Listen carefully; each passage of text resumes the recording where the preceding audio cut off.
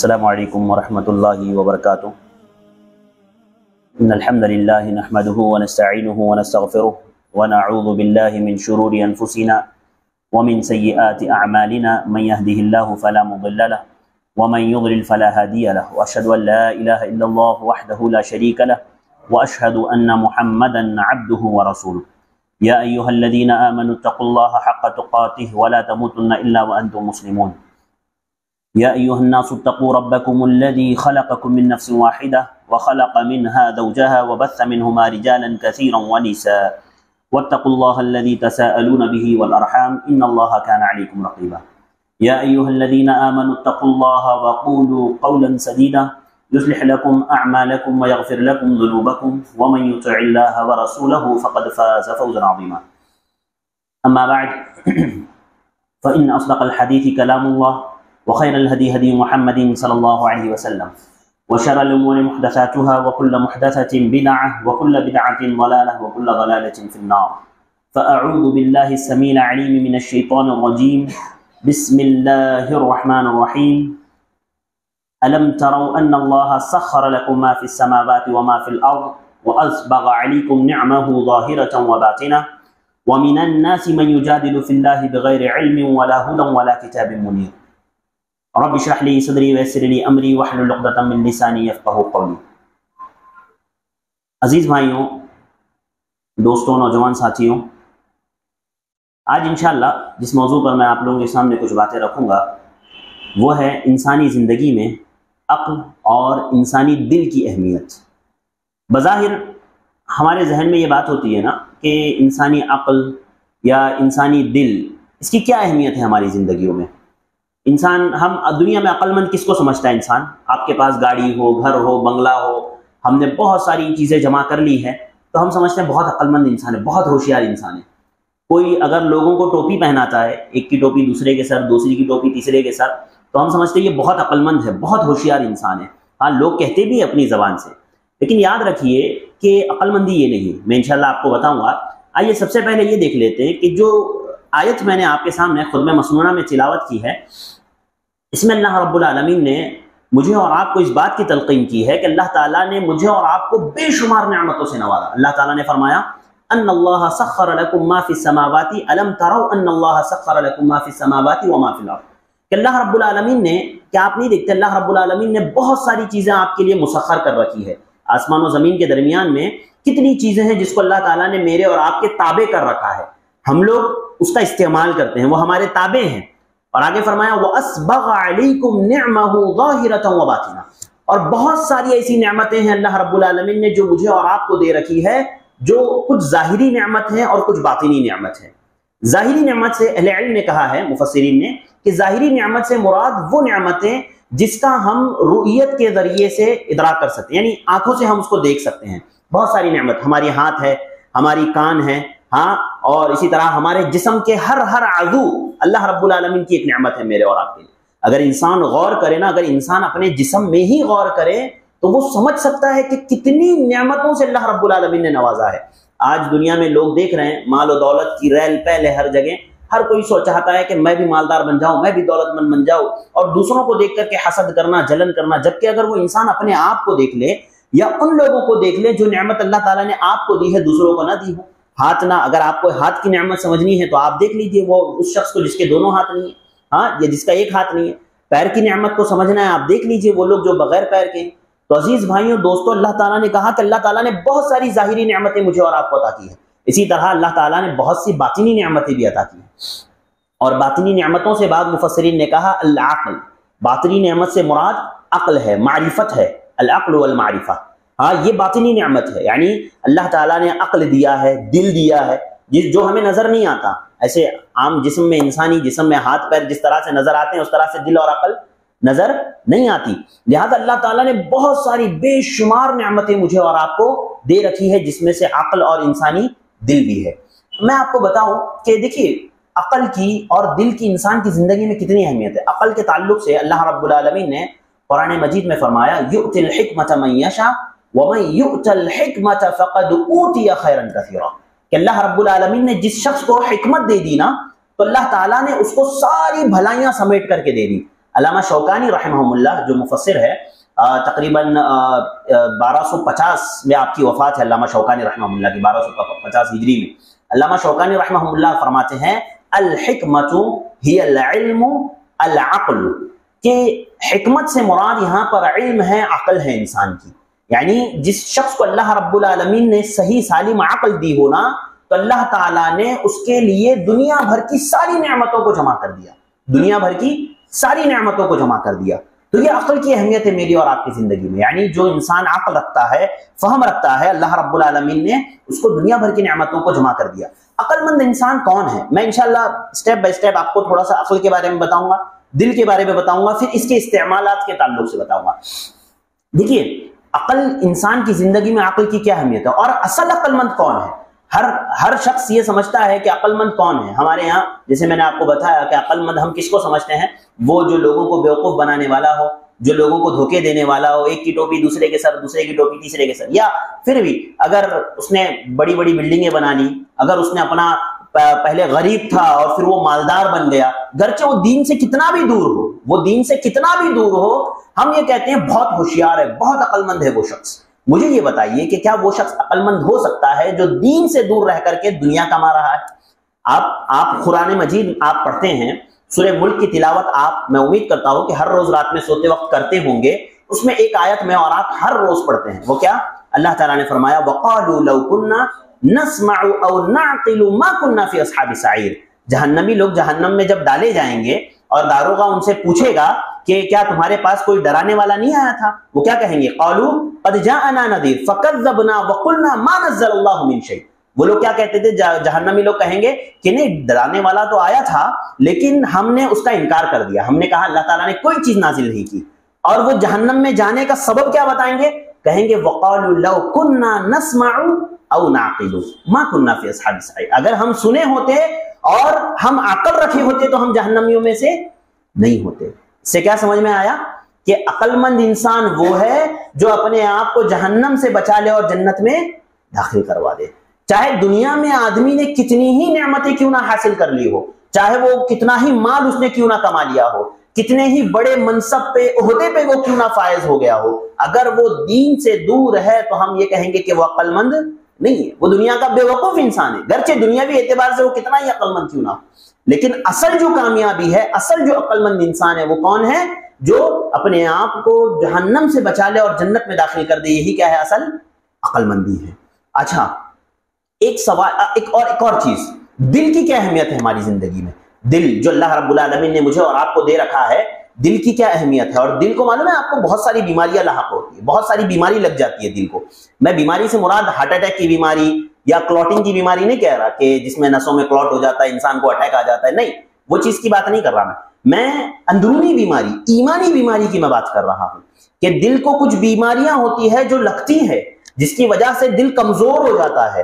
دل کے اندر جب بیماری لگ جائے نا تو پھر آپ خود غور کریں. میں آپ کو ایک چیز بتاتا ہوں کہ میں اور آپ نمازیں تو پڑھ رہے ہیں، میں اور آپ خوب نمازیں پڑھنے کی کوشش کر رہے ہیں، فجر پڑھ رہے ہیں، ظہر پڑھ رہے ہیں، عصر پڑھ رہے ہیں، مغرب پڑھ رہے ہیں، عشاء پڑھ رہے ہیں، ہاں ہم نمازیں پڑھ رہے ہیں، روزے رکھ رہے ہیں، قرآن کی تلاوت کر رہے ہیں، لیکن کیا اس سے لذت مجھے اور آپ کو محسوس ہو رہی ہے؟ کیا مزہ مجھے اور آپ کو آ رہا ہے؟ کیا لذت آ رہی ہے؟ کیا یاد رکھیے، اگر مجھے اور آپ کو قرآن پڑھنے سے مزہ نہیں آ رہا ہے، لذت محسوس نہیں ہو رہی، نمازوں میں دل نہیں لگ رہا، ذہن ادھر ادھر گھوم رہا ہے، تو آپ سمجھیے کہ ہمارے دل میں بیماری لگی ہے، ہمارا دل بیمار ہے.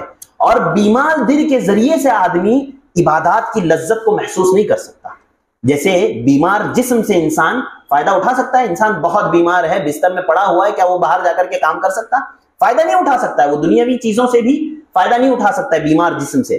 ویسے ہی انسان عبادات میں بیمار دل سے انسان فائدہ بالکل بھی نہیں اٹھا سکتا. اگر آپ کا دل بیمار ہے، آپ کو عبادات میں مزہ نہیں آئے گا، آپ کو عبادات میں لذت نہیں ملے گی. کیوں پتا ہے؟ آپ غور کریں کہ بظاہر تو عبادات کا تعلق ہمارے ظاہری اعضاء سے ہے.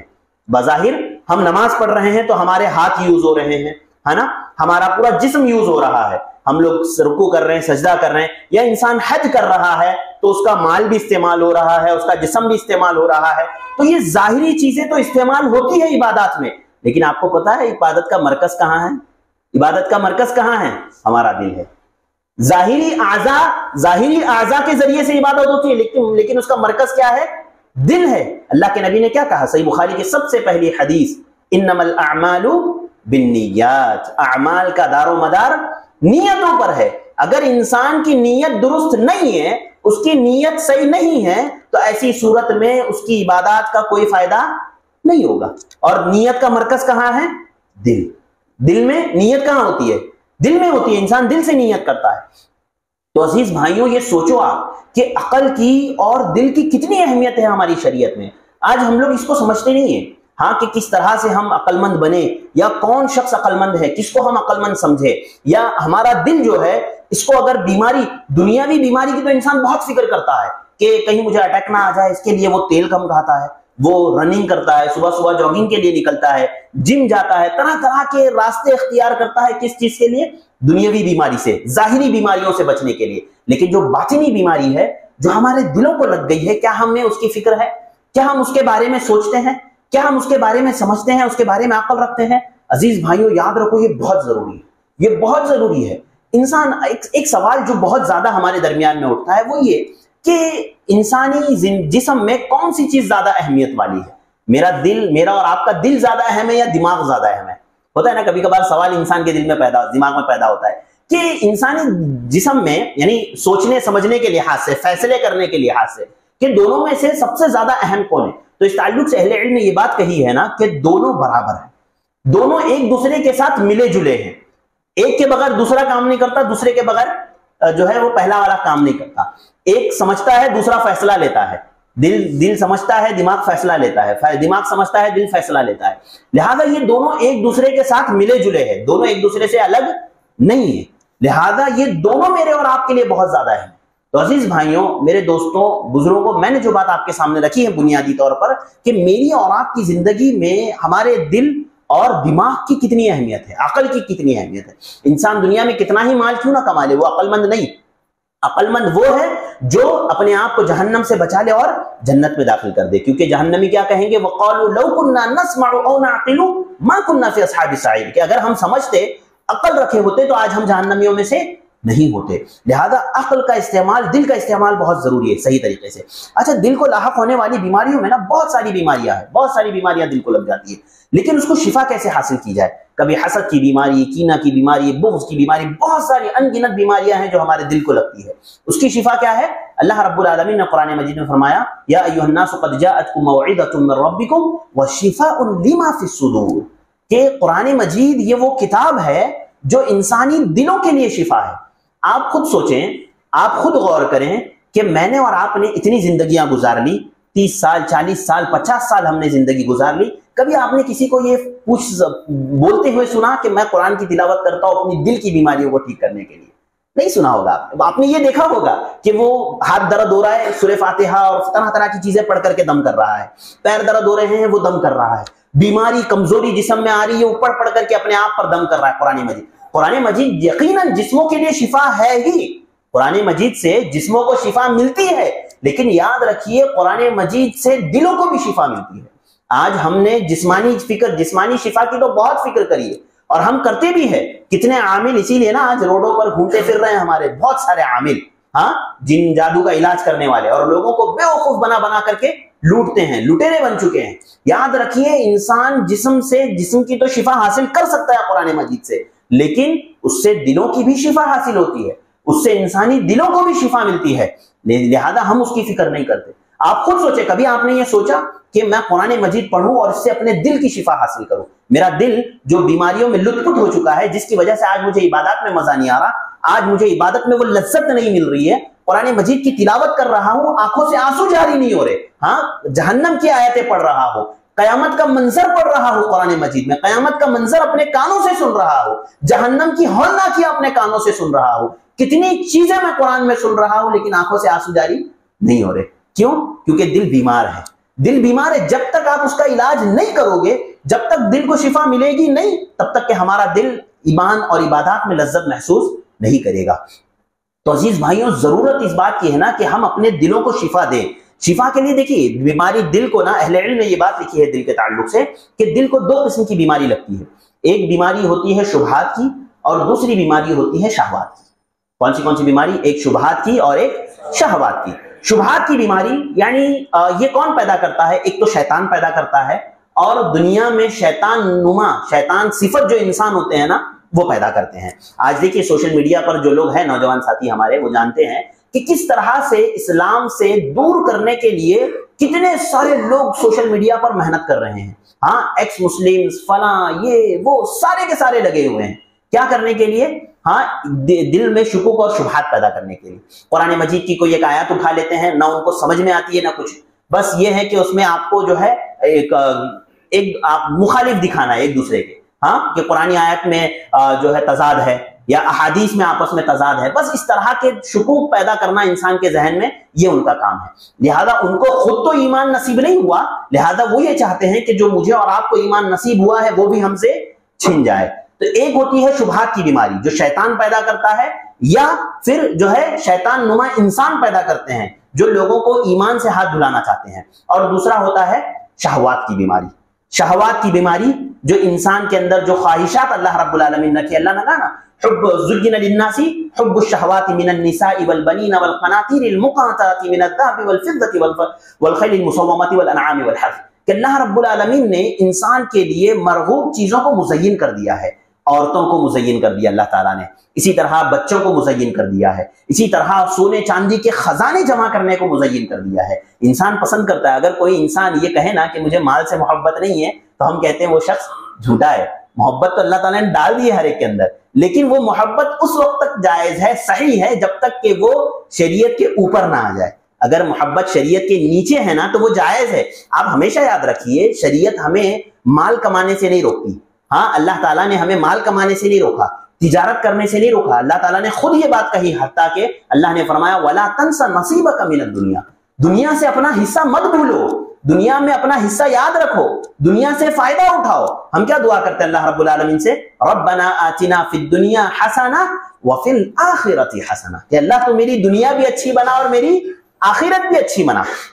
लिहाजा हमेशा ये बात याद रखिए कि माल कमाना बुराई नहीं है। हाँ, और माल से मोहब्बत करना ये बुराई नहीं है। बुराई ये उस वक्त हो जाती है जब किताब और सुन्नत से, अल्लाह और उसके रसूल से ज्यादा मोहब्बत इंसान को माल से हो जाए। हाँ, दुनिया की तमाम चीजों से ज्यादा मोहब्बत इंसान को अपने बीवी बच्चों से हो जाए, या अल्लाह और उसके रसूल से ज्यादा मोहब्बत इंसान अपने बीवी बच्चे से करने लगे, तो ये खराबी है, तो ये बुराई है। तो अल्लाह रब्बुल आलमीन ने इन चीजों की मोहब्बत मेरे और आपके दिल में डाल रखी है। इसीलिए अल्लाह ताला ने कहा ज़ुय्यिना लिन्नासी हुब्बु शहवात, अल्लाह ताला ने मरऊब चीजों की मोहब्बतें मेरे और आपके दिल में डाल रखी है। लिहाजा एक होता है शहवात का फितना और एक होता है शुबहात का फितना। अहले इल्म ने ये बात कही है कि शहवात के फितनों से अगर आपको बचना, शुबहात के फितनों से अगर आपको बचना है, शुबहात जो शुबहा दिल में पैदा हो, दिमाग में पैदा होता है कि ऐसा क्यों है, ऐसा क्यों है, ऐसा क्यों है, तो ऐसी चीज में उसके लिए इल्म की जरूरत है। और शहवात के जो फितने होते हैं उससे बचने के लिए तकवा की जरूरत है। ये बात लोगों ने बात कही है, लेकिन याद रखिए दोनों से बचने के लिए इल्म और तकवे की दोनों की जरूरत है। जब तक इंसान मुत्तकी नहीं होगा, अल्लाह से डरने वाला नहीं होगा, तब तक कि वो ना तो शुबहात के फितनों से बच सकता है, ना ही शहवात के फितनों से बच सकता है। और जब तक उसके अंदर इल्म नहीं होगा, तब तक कि वो नहीं बच सकता। तो अजीज भाइयों, ये दिल के ताल्लुक से कुछ बातें मैंने आपके सामने रखी। मैं इंशाल्लाह ज्यादातर बात आपको अक्ल के ताल्लुक से करूंगा, क्योंकि देखिए दोनों हमारे अंदर खराबी है। आज हम बहुत सारे मज़ामीन की फिक्र करते हैं, बहुत सारी मज़ामीन पर तकरीर सुनते हैं। क्या आपने कभी ये सुना है, आपने खुद कभी मोबाइल में ये लगा करके सुना है कि दिल की बीमारियां क्या क्या है, कौन सी बीमारियां? कभी आपने उस पर खुद से, हालांकि मौजूद है, मैं ये नहीं कह रहा कि उलमा नहीं बयान कर रहा, बहुत सारे अहले इल्म ने बयान किया है। आप देखें यूट्यूब पर आपको मिल जाएंगे बहुत सारे सलफी उलमा के दुरूस कि दिल की बीमारियां क्या क्या है। हाँ, दिल की कौन सी बीमारियां इंसान को लगती है, उसकी फिक्र करना चाहिए, उसकी शिफा की कोशिश मुझे और आपको करनी चाहिए। कुरान की तिलावत मुझे और आपको कसरत से करना चाहिए, ताकि मेरे और आपके दिल को शिफा मिले, मेरे और आपके दिल को शिफा हासिल हो। तो अजीज भाइयों, याद रखो कि दिल की शिफा इंसान के लिए बहुत जरूरी है। और इसी तरह हम बात कर रहे थे अकल के ताल्लुक से। एक तो ये हमारा दिल हो गया जो हमारे जिस्म में बहुत ज्यादा अहम है, और उसकी बीमारियों से शिफा के लिए मुझे और आपको कोशिशें करनी है, अल्लाह रब्बुल आलमीन से दुआएं करनी है, और मुझे और आपको इसकी फिक्र करनी है, और कुरान मजीद की तिलावत ज्यादा से ज्यादा करनी है, ताकि हम इसके फितनों से और इसकी बीमारियों से बच सके। और दूसरी बात जो हम लोग कर रहे थे वो अकल की, कि हमारी जिंदगी में इंसानी अकल की कितनी अहमियत है। मैंने आपके सामने अकल के ताल्लुक से कुछ बातें रखी थी कि इंसानी जिंदगी में अकल बहुत ज्यादा अहम है। दुनिया में इंसान कितना ही कामयाब क्यों ना हो जाए, कितना ही माल और दौलत क्यों ना कमा ले, लेकिन अगर वो अपने आप को जहन्नम से ना बचाए, اور جنت میں داخل نہ کروائے تو وہ عقل مند نہیں ہو سکتا۔ اب یہ دیکھیے قرآن مجید میں آپ جب دیکھیں گے نا تو اللہ رب العالمین نے قرآن مجید میں عقل کے لیے بہت سارے الفاظ کو استعمال کیا ہے۔ اللہ تعالیٰ نے تقریباً آپ دیکھیں 49-50 مرتبہ اللہ تعالیٰ نے قرآن مجید میں کہا افلا تعقلون، تم لوگ عقل کیوں نہیں رکھتے؟ وَلَٰكِن لَّا قَوْمٍ لَّا يَعْلَمُونَ، وَلَٰكِن لَّا قَوْمٍ لَّا يُوقِنُونَ، کہ یہ لوگ عقل نہیں رکھتے، یہ لوگ سمجھ نہیں رکھتے، یہ لوگ سوچتے نہیں، سمجھتے نہیں۔ تو عزیز بھائیو یاد رکھو قرآن مجید میں اللہ تعالیٰ نے ابھارا ہے انسان کا دماغ لگانے پر، انسان کو سوچنے پر، غور و فکر کرنے پر ابھارا ہے۔ آپ دیکھیں احادیث میں بھی سنن ابن ماجہ کی روایت ہے، اللہ کے نبی صلی اللہ علیہ وسلم سے سوال کیا گیا، آپ صلی اللہ علیہ وسلم سے پوچھا گیا ای المؤمنین افضل، آپ صلی اللہ علیہ وسلم سے پوچھا گیا کہ سب سے افضل مومن کون ہے، سب سے افضل مومن کون ہے؟ آپ صلی اللہ علیہ وسلم نے فرمایا کہ احسنہم خلقا، سب سے افضل مومن وہ ہے جو تم میں سب سے اچھے اخلاق والا ہو، جس کا کردار، جس کے اخلاق سب سے اچھے ہیں، وہ سب سے اچھا مومن ہے۔ پھر آپ صلی اللہ علیہ وسلم سے پوچھا گیا ای المؤمنین اکیس، ای المؤمنین اکیس، اکیس کا معنی ہوتا ہے عربی میں عقل مند، کہ سب سے عقل مند انسان کون ہے؟ اللہ کے نبی سے پوچھا گیا کہ سب سے عقل مند انسان کون ہے؟ اللہ کے نبی نے کیا صفت بتائی؟ آپ نے نہیں کہا کہ جو ہے بلڈنگ بنا لیا ہو، بنگلے بنا لیا ہو، گھر خرید لیا ہو، جائیداد خرید لیا ہو، غریب سے امیر ہو گیا ہو تو عقل مند ہے، نہیں۔ آپ صلی اللہ علیہ وسلم نے فرمایا کہ اکثرهم للموت ذکرا، اکثرهم للموت ذکرا واستعدادا لما بعده استعدادا۔ آپ صلی اللہ علیہ وسلم نے فرمایا کہ سب سے عقل مند مومن وہ ہے کہ جو موت کو کثرت سے یاد کرنے والا ہو، موت کو کثرت سے یاد کرنے والا ہو، اور موت کے بعد کے جو مراحل ہے نا اس کی تیاری کرنے والا ہو، قبر کے سوالات کی تیاری کرنے والا ہو، وہاں کے تعلق سے سوچنے والا ہو، اور موت کو کثرت سے یاد کرنے والا ہو۔ کیوں موت کو کثرت سے یاد کرنا چاہیے؟ کیونکہ موت لذات کو توڑتی ہے نا، لذات کو اکثر الذکر ہادم اللذات یعنی الموت۔ آپ صلی اللہ علیہ وسلم نے فرمایا کہ کثرت سے یاد کرو لذتوں کو توڑنے والی چیز کو۔ لذتوں کو توڑنے والی چیز کیا ہے؟ موت ہے۔ انسان دنیا میں مال کما رہا ہے، خوب مال کما رہا ہے، اس کو دھوکہ دے رہا ہے، اس کو دھوکہ دے رہا ہے، سوچ رہا ہے یہ کر رہا ہے، فلاں کر رہا ہے، فلاں کر رہا ہے۔ یاد رکھو جب ایک انسان، میں اور آپ جب مسلمان ہے نا، اور ایک مسلمان جب اپنی موت کو یاد کرتا ہے نا، وہ یہ سمجھتا ہے کہ مجھے ایک دن مرنا ہے، اللہ رب العالمین کے پاس جا کر کے ایک ایک روپیے کا حساب دینا ہے۔ گرچہ اگر میں یہاں پر دنیا میں تھوڑا سا مال چوری کر کے میں دنیا میں لوگوں کی نظروں سے بچ جاؤں گا، لیکن میرا رب تو مجھے دیکھ رہا ہے، وہ یہ بات جانتا ہے۔ لہذا جو انسان موت کو کثرت سے یاد کرتا ہو نا، وہ انسان کبھی بھی برائی نہیں کرتا۔ آپ صلی اللہ علیہ وسلم نے فرمایا یہ سب سے عقل مند انسان ہے کہ جو موت کو کثرت سے یاد کرنے والا ہو اور اس کے بعد کی تیاری کرنے والا ہو، اس کے بعد کے مراحل کی فکر کرنے والا ہو، لہذا وہ انسان سب سے جو ہے عقل مند ہے۔ اللہ کے نبی نے فرمایا اولئک الاقیاس، یہی سب سے عقل مند لوگ ہیں، یہی سب سے صحیح لوگ ہیں۔ آج ہمارے ہاں عقل مند کا معیار بہت غلط ہو گیا ہے۔ میں آپ کو بتاؤں، دیکھیے عقل مندی کو نا، جو عقل مند اور ہوشیار لوگ ہوتے تھے نا، صحابہ کرام ان کو کیسے استعمال کرتے تھے۔ آج ہمارے یہاں کیا ہوتا ہے، مدارس کا معاملہ یہ ہے نا ہمارے یہاں کہ ہمارے گھر میں یا محلے میں کوئی لڑکا بہت مستی کر رہا ہے، بہت پریشان کر رہا ہے، اسکول میں نہیں چل پا رہا، کہیں بھی نہیں چل پا رہا، لے جا کر کے اسے مدرسے میں ڈال دو۔ کیا کرتے ہیں؟ اسے مدرسے میں ڈال دو۔ یہ مشہور ہو گیا ہے، لوگ اس طرح سے سوچتے ہیں اور کرنے کی کوشش کرتے ہیں۔ آپ دیکھیں کہ سلف عقل مند لوگوں کے عقل کو کیسے استعمال کرتے تھے۔ صحیح بخاری کی حدیث ہے، حضرت انس رضی اللہ تعالیٰ عنہ بیان کرتے ہیں، اللہ کے نبی صلی اللہ علیہ وسلم جب مدینہ تشریف لائے، مکہ سے آپ صلی اللہ علیہ وسلم ہجرت کر کے مدینہ آئے، تو آپ صلی اللہ علیہ وسلم کی خدمت کے لیے کوئی موجود نہیں تھا۔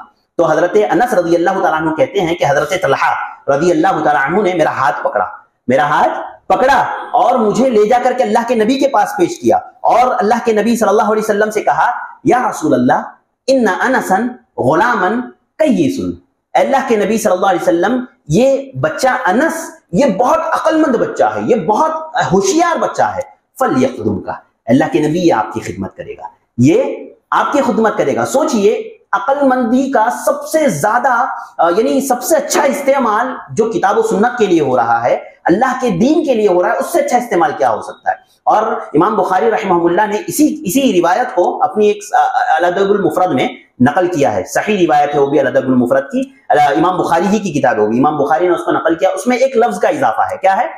کیس لبیب، لبیب لب اصل میں کہتے ہیں نا ہر چیز کا مغز، اور یہ لفظ بتاتا ہے کہ حضرت انس رضی اللہ تعالیٰ عنہ اپنے علاقے کے سب سے ہوشیار بچے تھے، سب سے عقل مند بچے تھے۔ یعنی ایک تو عقل مند تھے ہی، ساتھ ہی ساتھ صرف ایسے نہیں کہ ٹھیک ہے، لیکن وہ سب سے زیادہ لبیب اصل میں یہ بتا رہا ہے کہ اللہ حضرت انس پورے علاقے کے سب سے عقل مند بچے تھے. اور آپ دیکھیے روایت حدیث میں حضرت انس رضی اللہ تعالیٰ عنہ کا کتنا بڑا حصہ ہے، کتنا بڑا حصہ ہے حضرت انس کا روایت حدیث میں. اللہ کے نبی کی جو احادیث ہم روایت کرتے ہیں، ہم بیان کرتے ہیں، اس میں حضرت انس کا کتنا بڑا حصہ ہے. حضرت انس کہتے ہیں کہ اللہ حضرت طلحہ رضی اللہ تعالیٰ عنہ نے میرا ہاتھ پکڑا، اللہ کے نبی صلی اللہ علیہ وسلم کے پاس لے جا کر کے پیش کیا، کہا اللہ کے نبی ان انس غلام کیس، کہ اللہ کے نبی صلی اللہ علیہ وسلم جو ہے یہ انس بچہ ہے اور عقل مند ہے، عقل مند ہے، بہت ہوشیار ہے، فلیخدم کا، اللہ کے نبی آپ کی خدمت کرے گا.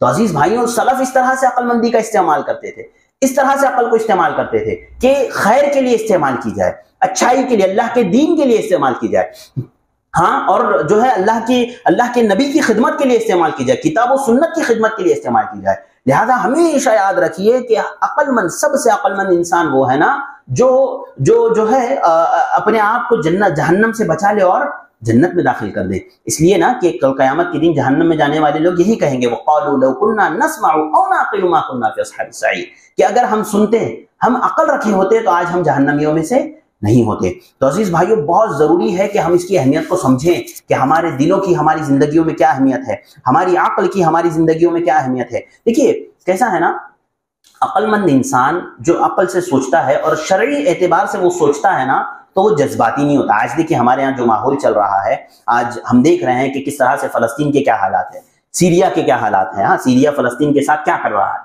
کیا کر رہا ہے، آپ خود سوچیں. یقیناً مسلمان ہمارے لیے بھائی ہے. ہاں، اللہ کے نبی صلی اللہ علیہ وسلم نے فرمایا کہ مسلمان ایک جسم کے مانند ہے، اگر اس کے ایک حصے کو تکلیف ہوتی ہے تو جسم پورا درد جو ہے پورا جسم محسوس کرتا ہے. یقیناً کچھ لوگوں کی شرارتوں کی وجہ سے، کچھ لوگوں کی برائیوں کی وجہ سے آج جو ہے مظلوم مسلمانوں کو تکلیف ہو رہی ہے. ہمیشہ یاد رکھیے شریعت، دیکھیے جب انسان عقل سے سمجھتا ہے نا تو وہ سوچتا ہے. جب شرعی اعتبار سے، جیسے آپ دیکھیں اللہ رب العالمین نے قرآن مجید میں حضرت ابراہیم اور نمرود کا واقعہ بیان کیا. اللہ تعالیٰ نے کہا الم تر الی الذی حاج ابراہیم فی ربہ ان آتاہ اللہ الملک، ہاں، کہ آپ نے نہیں دیکھا جو ابراہیم کے ساتھ جھگڑا کر رہا تھا نمرود، کیا کہا حضرت ابراہیم نے کہا ربی الذی یحیی و یمیت، کہ میرا رب تو وہ ہے جو زندہ کرتا ہے اور مارتا ہے. اس نے کیا کہا انا احیی و امیت، کہ میں بھی زندہ کرتا ہوں اور مارتا ہوں. مفسرین نے لکھا کہ ایک کو بلایا قتل کر دیا، دوسرے کو بلایا چھوڑ دیا. حضرت ابراہیم علیہ السلام نے کیسے وہاں پر اس کو لاجواب کیا؟ کیسے؟ حضرت ابراہیم نے اس کے سامنے ایک اور پنچ چھوڑ دیا اور کہا کہ میرا رب کیا کرتا ہے، فاتی بہا من المشرق، میرا رب جو ہے مشرق سے سورج کو نکالتا ہے، تو کیا کر مغرب سے نکال کر کے دکھا. کیا ہو گیا؟ وہ حیران ہو گیا. حیران، جب انسان دین کے لیے عقل کو استعمال کرتا ہے نا، اللہ رب العالمین اس کو حاضر جواب بناتا ہے، حاضر جواب بناتا ہے. اس کی عقل کو اللہ رب العالمین پروان چڑھاتا ہے. اللہ تعالیٰ نے خود کہا فبہت الذی کفر، وہ حیران ہو گئے، ششدر ہو گیا، اس کو جواب نہیں بنا اس کے پاس. کہاں سے نکالے گا؟ موت اور حیات کا تو جواب اس نے دے دیا، لیکن سورج کو کہاں سے وہ مغرب سے نکال کر کے دکھائے گا؟ تو جب انسان عقل کو اللہ کے دین کے لیے لگاتا ہے نا، عقل کو کتاب و سنت کے لیے استعمال کرتا ہے، تو اللہ رب العالمین اس کی عقل کو بڑھاتا ہے، اس کی عقل کو تقویت پہنچاتا ہے. آپ دیکھیں اہل علم نے یہ بات، آج ہمارے یہاں نوجوان جذبات میں آ جاتے ہیں. ہاں، عقل مندی وہ یہ سمجھتے ہیں کہ ہم یہ کہیں کہ بھئی ہم فلسطین کے ساتھ ہو جائیں گے، ہم اس کے خلاف کریں گے. یاد رکھیے عقل مندی یہ نہیں، یہ بالکل عقل مندی نہیں ہے. آپ دنیا کے کسی بھی صحیح عقل مند اور دین کی تعلیم حاصل کیے ہوئے عالم سے آپ پوچھیں کہ ایک ایسی جنگ جس میں یہ پتا ہے کہ مسلمانوں کا بہت بڑا نقصان ہوگا، مسلمانوں کو فتح حاصل نہیں ہوگی، ایسی جنگ میں مسلمانوں کو جھونکنے کا کیا حکم ہے؟ مسلمانوں کو جھونکنے کا کیا حکم ہے؟ وہ بیک زبان کہے گا کہ یہ حرام ہے، یہ حرام ہے. جب آپ کو پتا ہے کہ آپ جیت نہیں سکتے ہو، آپ کو پتا ہے کہ آپ مسلمانوں کو بڑا نقصان پہنچاؤ گے، وہ ایسی جنگ میں مسلمانوں کو ڈھکیلنا یہ حرام ہے، بالکل ناجائز ہے. لہذا جو یہ جائز کہے گا نا، آپ سمجھ لیجئے کہ یہ غلط شخص ہے، یہ غلط آدمی ہے، کیونکہ یہ شریعت ہمیں یہ نہیں سکھاتی. اللہ کے نبی صلی اللہ علیہ وسلم کتنے سال رہے مکہ میں؟ 10 سال. آپ صلی اللہ علیہ وسلم کو کتنی تکالیف دی؟ اللہ کے نبی صلی اللہ علیہ وسلم کئی سال مکہ میں رہے نا، کتنا آپ صلی اللہ علیہ وسلم کو تکلیفیں دی گئی، پریشان کیا گیا. 13 سال آپ صلی اللہ علیہ وسلم نے گزارا. ہاں، 13 سال مکہ میں آپ صلی اللہ علیہ وسلم نے گزارا. کتنی آپ کو تکلیفیں دی گئی، پریشان کیا گیا. کتنی مرتبہ اللہ کے نبی صلی اللہ علیہ وسلم نے جنگ کی، کتنی مرتبہ جھگڑے کیے. آپ خود سوچیں نا. یہ دیکھیے جب انسان شریعت کے لیے اپنی عقل کو وقف کرتا ہے، اللہ رب العالمین اس کی عقل کو تقویت دیتا ہے. آپ قرآن مجید میں دیکھیں، اللہ تعالیٰ نے قرآن مجید میں بار بار اس بات کی طرف اشارہ کیا، افلا یتدبرون القرآن، ام علی قلوب اقفالها, تم لوگ قرآن مجید میں غور و فکر کیوں نہیں کرتے؟ ہاں, کیا تمہارے دلوں پر تالے لگے ہوئے ہیں؟ آج ہمارا وہ مسلمان جو فلسطین جا کر کے جنگ کرنے کی بات کرتا ہے, وہ فجر کی نماز کے لیے نہیں آ پاتا, فجر کی نماز کے لیے نہیں آ پاتا. مجھے بتائیے عقل مندی ہے وہ عبادت وہ پورے سال میں قرآن مجید کی تلاوت کبھی کرتا ہوگا؟ آپ خود اس سے دیکھیے, آپ خود اس سے پوچھئے کتنی مرتبہ کرتا ہے. قرآن مجید کی تلاوت نہ کرتا ہو, نمازوں کی پابندی نہ کرتا ہو, اور وہ اتنی بڑی بڑی باتیں کرتا ہے. قرآن مجید میں اللہ رب العالمین نے بارہا اس بات کی طرف ابھارا ہے, افلا یتدبرون القرآن ام علی قلوب اقفالها, قرآن مجید میں غور و فکر کیوں نہیں کرتے؟ کیا تمہارے دلوں پر تالے لگے ہوئے ہیں؟ آپ خود سوچیں, آپ خود اندازہ لگائیں, میں نے اور آپ نے قرآن مجید میں کتنی مرتبہ غور کیا ہے, کتنی مرتبہ ہم نے دماغ سے سوچا ہے. ہمارے یہاں نا دو, ایک کیسا ہے نا, ہر امت میں ایک طرف جو ہے کچھ لوگ افراد سے کام لیتے ہیں, کچھ لوگ تفرید سے کام لیتے ہیں. ایک بہت زیادہ ایکسٹریم لیول پہ کہتے ہیں کہ بھائی قرآن مجید میں غور و فکر کرنا ہی نہیں ہے, دماغ لڑانا ہی نہیں ہے. اگر کوئی قرآن مجید میں دماغ لڑائے گا, یہ بہت گہرا کنواں ہے, اس کے اندر گر جائے گا. ہاں, اور ایک کیا کہتا ہے کہ دماغ ہی سب کچھ ہے. سمجھ رہے ہیں آپ بات؟ ایک گروہ وہ ہے جو یہ کہتا ہے کہ قرآن مجید میں دماغ کا عمل دخل ہی نہیں ہے, دماغ لڑانا ہی نہیں ہے قرآن مجید میں, سوچنا ہی نہیں ہے کچھ بھی. اور ایک کیا کہتا ہے کہ عقل ہی سب کچھ ہے, جو چیز عقل کے اوپر آ گئی, اگر عقل کے خلاف آ گئی تو نہیں. دیکھیے میں آپ کو بتاتا ہوں, یاد رکھیے قرآن مجید میں غور و فکر کرنے کا, عقل لڑانے کا حکم دیا گیا ہے, لیکن اس کو شریعت کے ماتحت رکھتے ہوئے. ایسا بھی نہیں کہ ایک آدمی قرآن میں عقل لڑائی ہی نہ ہو اور یہ بولے کہ نہیں قرآن میں سوچنا ہی نہیں ہے بس. اور دوسرا ایسا بھی نہیں کہ یہ کہتے کہ نہیں عقل ہی سب کچھ ہے, جو بات عقل کے خلاف آ گئی وہ رد, وہ چھوڑ دیں گے. ہم فرشتے ہماری عقل میں نہیں آتے, اسی لیے ہم فرشتوں کا انکار کر دیں گے. ہاں, جنات ہماری عقل میں نہیں آتے, اس لیے ہم جنات کا انکار کر دیں گے. آخرت تقدیر ہماری عقل میں نہیں آتی, اس لیے ہم تقدیر کا انکار کر دیں گے. ایسا نہیں ہے شریعت میں. یاد رکھیے عقل استعمال کرنا ہے, لیکن شریعت کے تابع رہتے ہوئے. کیوں اس کی وجہ میں آپ کو بتاتا ہوں. کیونکہ دیکھیے عقل, انسانی عقل نہ غلطی کر سکتی ہے, انسانی عقل غلطی کر سکتی ہے, لیکن شریعت کبھی غلطی نہیں کر سکتی.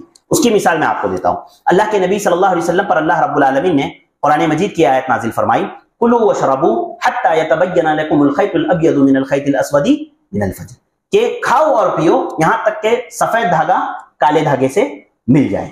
ایک صحابی رسول نے, صحیح روایت, ایک صحابی رسول نے اپنے تکیے کے نیچے دو دھاگے رکھ لیے, ایک کالا دھاگا اور ایک سفید دھاگا, اور صبح اٹھ کر کے دیکھا تو دونوں ملے نہیں. اللہ کے نبی صلی اللہ علیہ وسلم کے پاس جا کر کے کہنے لگے, اللہ کے نبی, اللہ تعالیٰ نے تو کہا کہ کالا دھاگا سفید دھاگے سے مل جائے اور اس وقت تک کھاؤ پیو. اب میں دیکھا تو صبح میں کالا دھاگا سفید دھاگے سے نہیں ملا. اللہ کے نبی صلی اللہ علیہ وسلم نے کہا کہ یہاں پر کالے دھاگے سے مراد رات کی تاریکی اور صبح کے سفید دھاگے سے مراد صبح کی سفیدی ہے. لہذا عقل نے غلطی کی, شریعت نے اس کی اصلاح کی. اسی طرح آپ ایک اور مثال دیکھیں, اللہ رب العالمین نے قرآن مجید میں آیت نازل فرمائی, الذین آمنوا ولم یلبسوا ایمانہم بظلم اولئک لہم الامن وہم مہتدون, کہ وہ لوگ جنہوں نے اپنے ایمان کے ساتھ ظلم کو نہیں ملایا تو وہ لوگ ہدایت یافتہ ہے اور ایسے لوگوں کے لیے امن ہے. اب ظلم کسے کہتے ہیں؟ عربی میں ہم لوگ تعریف کرتے ہیں ظلم کی, وضع الشیء فی غیر محلی, کہ ایک چیز کو اس کی جگہ سے اٹھا کر کے دوسری جگہ پر رکھ دینا, یہ ظلم ہے. انسان بہت مرتبہ اپنے نفس پر ظلم کرتا ہے. انسان رات رات بھر سو رہا نہیں ہے, موبائل میں پکچریں دیکھ رہا ہے, وہ کیا کر رہا ہے؟ اپنی آنکھوں پر ظلم کر رہا ہے. رات بھر سو رہا نہیں ہے, موبائل میں اپنے آپ کو لگایا ہوا ہے, وہ اپنی آنکھوں پر ظلم کر رہا ہے. ہاں, انسان اپنے پیروں کے ذریعے سے غلط چیز کی طرف چل کر کے جا رہا ہے, وہ کیا کر رہا ہے؟ اپنے پیروں پر ظلم کر رہا ہے. لہذا انسان بہت طرح سے ظلم کر سکتا ہے. لہذا صحابہ اکرام پریشان ہو گئے, ڈر گئے کہ اللہ کے نبی صلی اللہ علیہ وسلم اپنے ظلم اور آ کر کے سوال کرنے لگے, اینا لم یظلم نفسہ, اللہ کے نبی صلی اللہ علیہ وسلم کون ہے جو اپنے نفس پر ظلم نہ کرتا ہو, کون ہے جو اپنے نفس پر ظلم نہ کرتا ہو؟ کیونکہ ظلم سے انہوں نے عام معنی سمجھ لیا تھا, عام معنی مراد لے لیا تھا. اللہ کے نبی صلی اللہ علیہ وسلم نے کہا کہ یہاں پر وہ ظلم مراد نہیں ہے, بلکہ تم نے لقمان علیہ السلام کا قول نہیں سنا جو انہوں نے اپنے بیٹے کو نصیحت کرتے ہوئے فرمایا تھا, یا بنی لا تشرک باللہ ان الشرک لظلم عظیم, اے میرے بیٹے اللہ کے ساتھ شرک نہ کرنا, اس لیے کہ شرک سب سے بڑا ظلم ہے. یہاں پر مراد شرک ہے. لہذا جو ایمان لایا اور ایمان کے ساتھ شرک کو نہیں ملایا, تو ایسی صورت میں اللہ رب العالمین نے کہا کہ ایسے ہی لوگوں کے لیے امن ہے اور ایسے ہی لوگوں کے لیے ہدایت. یہاں پر دیکھیے میں تھوڑا سا موضوع سے ہٹ کے ایک بات آپ کو بتاؤں کہ یہ امن میں رہنا نا, یہ ایک اللہ رب العالمین کی بہت بڑی نعمت ہے. آج میں اور آپ جس طرح سے امن میں ہیں, گرچہ اکا دکا حادثات معاملات ہوتے رہتے ہیں, اور یہ دنیا کا رول ہے, معمول ہے.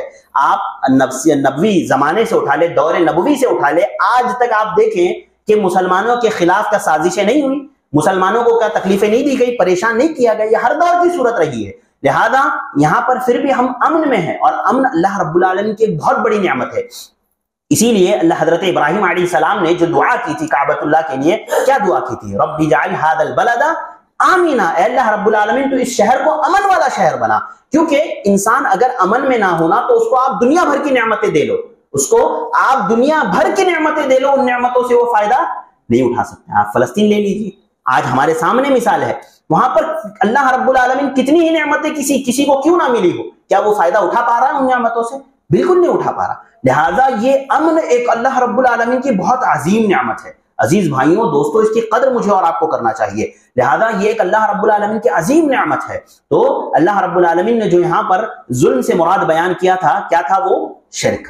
عقل نے غلطی کی تو شریعت نے اس کی اصلاح کی۔ اسی لیے ہم کہتے ہیں کہ شریعت، یہ عقل جو ہے شریعت کے تابع ہے، عقل شریعت کے تابع ہے، شریعت عقل کے تابع نہیں۔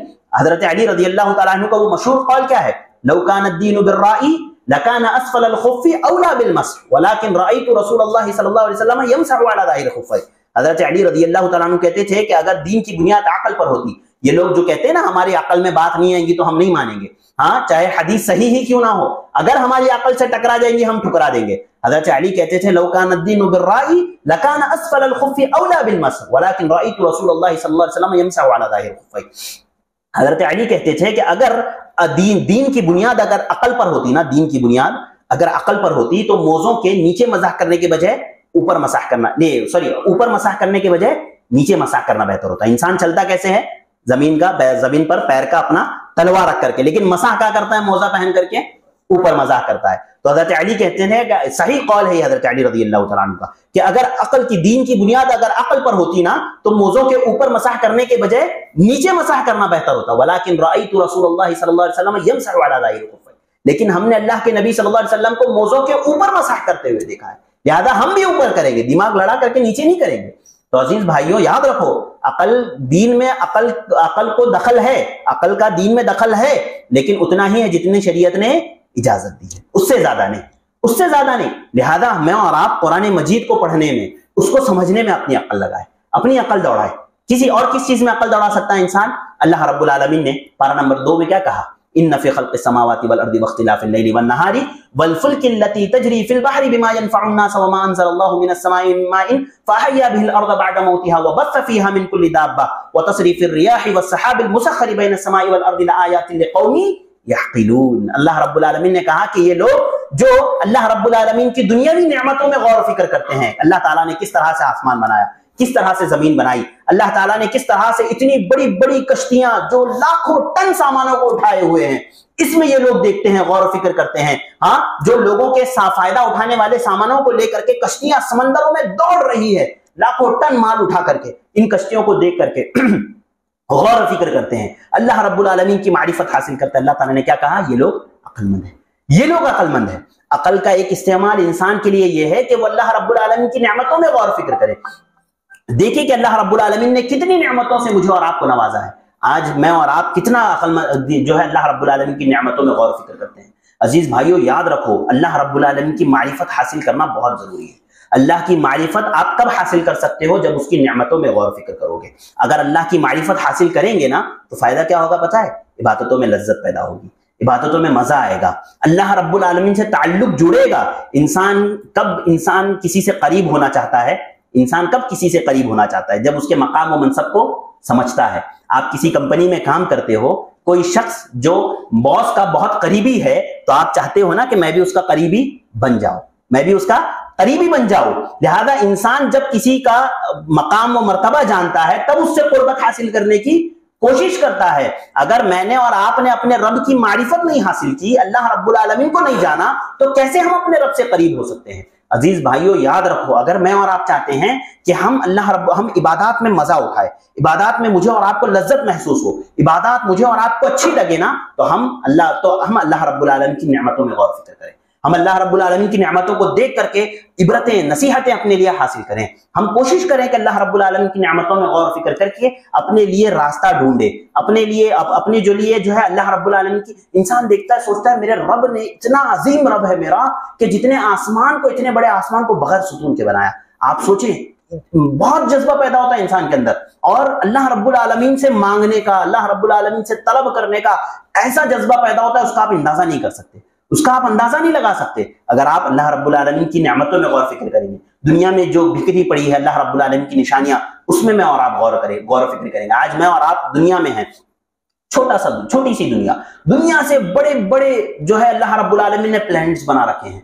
सोचिए वो रब जितने इतनी अजीम कायनात बनाई, मेरा और आपका वो रब कितना अजीम होगा, वो रब कितना अजीम होगा। लिहाजा अल्लाह रब्बुल आलमीन ने कुरान मजीद में ऐसे लोगों की तारीफ की है जो अल्लाह रब्बुल आलमीन की आयात में गौर फिक्र करते हैं, अल्लाह की निशानियों में गौर फिक्र करते हैं। ये लोग अक्लमंद हैं, ना कि वो लोग जिसको आज हम दुनिया में अक्लमंद समझते हैं। हाँ, इसको परेशान कर दिया, उसकी टोपी उसके सर, उसकी टोपी उसके सर पहना दी, हम कहते हैं बहुत होशियार है, हमारे साथ चालाकी कर रहा है, हमारे साथ अक्लमंदी दिखा रहा है, हम ये कहते हैं। याद रखिए, भूल के भी ऐसे लोगों को अक्लमंद मत कहिए। हमारे यहाँ घर से रिवाज लोग आमतौर पर कहते हैं कि बहुत अक्लमंद है, बहुत होशियार बनता है, लेकिन आप हरगिज मत कहिए, आप ये कहिए कि वो दुनिया का सबसे बड़ा बेवकूफ है। अगर कोई इंसान दीन को छोड़ करके अगर वो दुनिया के पीछे भाग रहा है, चाहे वो दुनिया में कितनी ही तरक्की क्यों ना कर ले, दुनियावी एतबार से वो कितना ही कामयाब क्यों ना हो, लेकिन उखरवी एतबार से वो कामयाब नहीं है, वो अक्लमंद नहीं है। लिहाजा अजीज भाइयों, जैसे मेरे और आपके लिए जरूरी है ना कि हम दीन की दूसरी तालीमात हासिल करें, दूसरी तालीमात सीखें, वैसे ही हम ये तालीमात भी सीखें। अपनी जो बातिनी नेमतें अल्लाह ताला ने मुझे और आपको दी है, दिल, दिमाग, इसका हम कैसे सही इस्तेमाल करें, इसका सही इस्तेमाल क्या हो सकता है, कैसे हम इसको जो है अपने लिए बेहतर बना सकते हैं, बेहतर से बेहतर कैसे हम अपने लिए बना सकते हैं, ये सोचना, इसकी फिक्र करना मेरे और आपके लिए बहुत जरूरी है। इसी तरह अपने दिल की फिक्र करना, दिल की इस्लाह की फिक्र करना, शुबहात और शहवात के फितनों से बचने की कोशिश करना, ये मेरे और आपके लिए बहुत जरूरी है। जब तक हमारे अंदर इल्म नहीं होगा, आज इल्म की बहुत कमी है। वो अल्लाह के नबी सल्लल्लाहु अलैहि वसल्लम ने कहा था ना कि क़यामत के करीब इल्म उठा लिया जाएगा, है ना। कैसे इल्म उठाया जाएगा? उलमा को उठा लिया जाएगा। यकीनन ये हकीकत है, और आज हमारे यहाँ आम आवाम में भी कम से मतलब इतना तो कम से कम इल्म होना चाहिए ना कि जिससे इंसान अपने दीन को समझ सके, अपने दीन की फिक्र करें। आज हमारे अंदर से वो भी इल्म नापैद होता जा रहा है, कम होता जा रहा है। क्यों? क्योंकि दीनी जज्बा खत्म हो रहा है। जब तक हम इल्म हासिल नहीं करेंगे, अपने बच्चों को इल्म नहीं देंगे, तब तक कि वो इन फितनों से नहीं बच सकते। आज के बाद से याद रखिए, जिस दौर में हम लोग गुजर रहे हैं, बहुत जरूरी है कि हमारे बच्चों को दीनी तालीम दी जाए। क्यों? क्योंकि ईमान के शिकारी बहुत सारे बैठे हैं आज सोशल मीडिया पर, वो आपके बच्चों का ईमान का शिकार करना चाहते हैं। अगर हमने अपने बच्चों को दीन की सही तालीम नहीं दी, सही तरबियत हमने अपने बच्चों की नहीं की, तो याद रखिए वो शिकार कर ले जाएंगे हमारे बच्चों का। और कितने लोगों का कर ले जा रहे हैं बिला वजह, बस इधर उधर की बातें उठा करके, मौजू रिवायतें उठा करके लोगों के दिलों में, दिमागों में शुबहात पैदा कर देते हैं, और जो है उन्हें गुमराह करने की कोशिश करते हैं, और बहुत सारे लोग हो भी जाते हैं। लिहाजा दीनी इल्म हासिल करना बहुत जरूरी है ताकि शुबहात के फितने से बच सके। इसी तरह तकवा अपने अंदर पैदा करना बहुत जरूरी है ताकि इन दोनों तरह के शुबहात से बचा जा सके। और दोनों तरह के शुबहात से बचने के लिए इंसान को दिल और जो है इंसान को इल्म और तकवे की जरूरत है। और इसी तरह अपनी अक्ल की अहमियत को आप समझें कि अपनी अक्ल को हमें कैसे इस्तेमाल करना है। जो अपने आप को, अपनी अक्ल को, याद रखिए अक्लमंद ना, मैं आपको एक आखिरी बात बता करके अपनी बात को खत्म करूंगा। इंसान दुनिया में किसी भी तरह के काम क्यों ना कर ले, याद रखिए अक्लमंद इंसान वो है जो अपने आप को गुनाहों से बचा ले। हम ये कहते हैं ना कि आप, सवाल ये पैदा होगा कि हम अक्लमंद कहे किसे, तो आप अक्लमंद उन लोगों को कहिए जो अपने आप को 4 लोगों में बैठ करके भी अपने आप को गीबत से बचा लेता है, जो 4 लोगों में बैठ करके भी अपने आप को चुगली से बचा लेता है, अपने आप को झूठ से, वो तिजारत करते हुए अपने आप को धोखाधड़ी से, झूठ से महफूज रख लेता है, वो शख्स अक्लमंद है। वो शख्स अक्लमंद है जो इस तरह के हर वो रास्ता जो उसको गुनाह की तरफ ले जाने वाला है, उससे बच करके वो निकल जाता है, तो वो अक्लमंद है। आप देखें, मैं आपको एक आखिरी बात बताऊं कि अक्ल की इतनी अहमियत है, इतनी अहमियत है कि वो लोग जो बेअक्ल है, शरीयत ने उनसे कलम को उठा लिया है, कलम को उठा लिया है। अल्लाह के नबी ने क्या कहा? रुफ़िअल क़लमु अन सलास व अनिन नाइम हत्ता यस्तयक़िज़, कि जो सोया हुआ आदमी हो जब तक कि वो बेदार हो जाए, व अनिल मजनून हत्ता यफ़ीक़, यहां तक कि पागल इंसान, यहां तक कि वो अकल वाला हो जाए। अगर किसी के पास अकल ना होना, सोचने समझने की सलाहियत ना हो ऐसे शख्स के पास, तो ऐसे शख्स से शरीयत ही उठा ली गई है। तो आप सोचें कितनी अहम है जो है अकल। और आप देखें कि शरीयत ने अकल को खराब करने वाली चीजों को हराम करार दे दिया। शराब अल खम्र, किसे हम कहते हैं माखामर अल अक्ल, शराब किसे कहते हैं? यानी वो जो अकल पर पर्दा डाल दे, वो चीज जो अकल पर पर्दा डाल दे, वो क्या है? खम्र है। और कुल्लु खम्रिन حرام، اور ہر نشاور چیز حرام ہے۔ اللہ تعالیٰ نے کیا کہا؟ یا ایھا الذین آمنوا لا تقربوا الصلاۃ وانتم سکارى، تو کہ تم جو ہے حالت نشے میں نماز کی طرف نہ جاؤ۔ شریعت نے ہر وہ چیز جو انسان کے لیے نشہ پیدا کرنے والی ہو وہ حرام قرار دے دیا۔ اور نشہ کیسے پیدا ہوتا ہے؟ جب عقل پر پردہ پڑ جاتا ہے، عقل ماند پڑ جاتی ہے۔ تو عقل کی اتنی اہمیت ہے، ایک تو وہ جس کو عقل ہی نہیں ہے سرے سے، ایسے شخص کو شریعت نے کیا کر دیا؟ اس سے قلم کو اٹھا لیا، پاگلوں سے قلم کو اٹھا لیا۔ پاگل دنیا میں کچھ بھی کرے، اس کا کچھ نہیں لکھا جا رہا ہے، یہاں تک کہ وہ جو ہے اس سے باہر آ جائے، وہ عقل رکھنے والا ہو جائے، سمجھ رکھنے والا ہو جائے۔ اور ہر وہ چیز جو عقل کو نقصان پہنچانے والی تھی، شریعت نے ان تمام چیزوں کو میرے اور آپ کے لیے حرام قرار دے دیا ہے۔ شریعت نے ان تمام چیزوں سے مجھے اور آپ کو روک دیا ہے۔ تو میری اور آپ کی عقل کی شریعت میں اتنی اہمیت ہے۔ تو عزیز بھائیوں دوستوں، میں آپ تمام کے سامنے یہی بات رکھوں گا کہ مجھے اور آپ کو اپنی عقل کو صحیح استعمال کرنا چاہیے، اپنے دل کی شفا کی کوشش کرنی چاہیے، اور جو حقیقت میں عقل مندی جس کو میں نے آپ کو بتایا ہے، ہم اس طرح سے اپنے آپ کو عقل مند بنائیں۔ اور سلف میں اس کا بہت معمول تھا، اسی لیے آپ دیکھیں گے نا کہ سلف میں بہت سارے لوگوں کے نام بھی اسی پر ہوا کرتے تھے۔ وہ لوگ اپنے بچوں کا نام اکیس رکھتے تھے، اکیس عقل مند، یہ سوچتے ہوئے کہ کیسان بھی وہ لوگ رکھتے تھے، یہ سوچتے ہوئے کہ ہمارے بچے عقل مند بنیں گے، ہوشیار بنیں گے۔ اور عقل مندی اور ہوشیاری ان لوگوں میں تھی بھی، آج ہمارے یہاں بہت کم ہے۔ امام شافعی رحمہ اللہ کے بارے میں آتا ہے کہ اللہ تعالیٰ نے اس بندے کو ایسا ذہن دیا تھا۔ امام شافعی اتنے ذہین تھے، ان کے بارے میں اہل علم لکھتے ہیں کہ امام شافعی جب تلاوت کرتے تھے نا کتابوں کی، تو جب یہ صفحہ پڑھ رہے ہوتے تھے نا، یہ صفحے پر ہاتھ رکھ لیتے تھے، اس صفحے پر وہ ہاتھ رکھ لیتے تھے کہ کہیں اس صفحے پر نظر پڑے گی تو وہ صفحہ بھی یاد ہو جائے گا، وہ صفحہ بھی یاد ہو جائے گا۔ اتنے عقل مند ہوا کرتے تھے۔ سوچیے آپ کہ کس طرح امام بخاری، کتنی مشہور روایت ہو کہ امام بخاری رحمہ اللہ کا امتحان لینے کے لیے سندوں کو ملا کر کے ان کے سامنے بیان کر دیا گیا۔ امام بخاری رحمہ اللہ نے سب کو الگ الگ کر کے بیان کر دیا، کہا کہ تم نے یہ غلطی کی، یہ غلطی کی، یہ غلطی کی، یہ غلطی کی۔ تو اللہ رب العالمین نے ان کی عقلوں میں برکت رکھی تھی، اس لیے کہ وہ گناہوں سے بچتے تھے، اچھائی کو انجام دیتے تھے۔ یاد رکھیے، میں اور آپ یہ کریں گے، اللہ رب العالمین ہماری عقلوں کو بھی محفوظ رکھے گا، ہماری عقلوں کو بھی اچھا رکھے گا، ہماری عقلوں کی بھی حفاظت کرے گا۔ تو عزیز بھائیوں دوستوں نوجوان ساتھیوں، یہ چند باتیں تھیں جو میں نے آج کے اس موقع پر میں نے کوشش کی کہ آپ کے سامنے رکھوں۔ اللہ تعالیٰ سے دعا کرتا ہوں اللہ تعالیٰ سب سے پہلے ان باتوں کو مجھے سمجھنے کی توفیق عطا فرمائے، ہم تمام کو اللہ رب العالمین اس پر عمل کرنے کی توفیق عطا فرمائے۔ اللہ تعالیٰ ہمیں اپنے دلوں کی شفا کی فکر کرنے والا بنا۔ اے اللہ رب العالمین تو ہمیں عقلوں کا صحیح استعمال کرنے والا بنا، اس کے غلط استعمال سے اللہ تعالیٰ تو ہمیں محفوظ رکھ۔ اے اللہ رب العالمین جو مسلمان پریشان حال ہیں ان کی پریشانیوں کو دور فرما۔ اے اللہ جو مقروض ہیں ان کے قرض کی ادائیگی کے حلال اسباب عطا فرما۔ اے اللہ جو بیمار ہیں انہیں شفا عاجل شفا کامل نصیب فرما۔ اے اللہ رب العالمین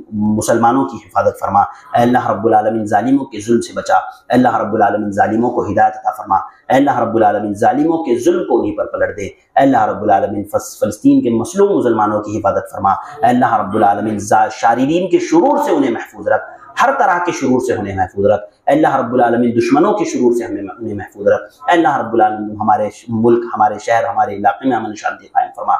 ہمیں اللہ رب العالمین تو لوگوں کے شرور سے محفوظ فرما۔ اے اللہ رب العالمین تو حکومت کے شرور سے محفوظ فرما، ہر طرح کے شر سے تو ہمیں محفوظ رکھ۔ اے اللہ رب العالمین تو جب تک ہمیں زندہ رکھ، اسلام پر زندہ رکھ، جب بھی ہمارا خاتمہ ہو خاتمہ بالخیر ہو۔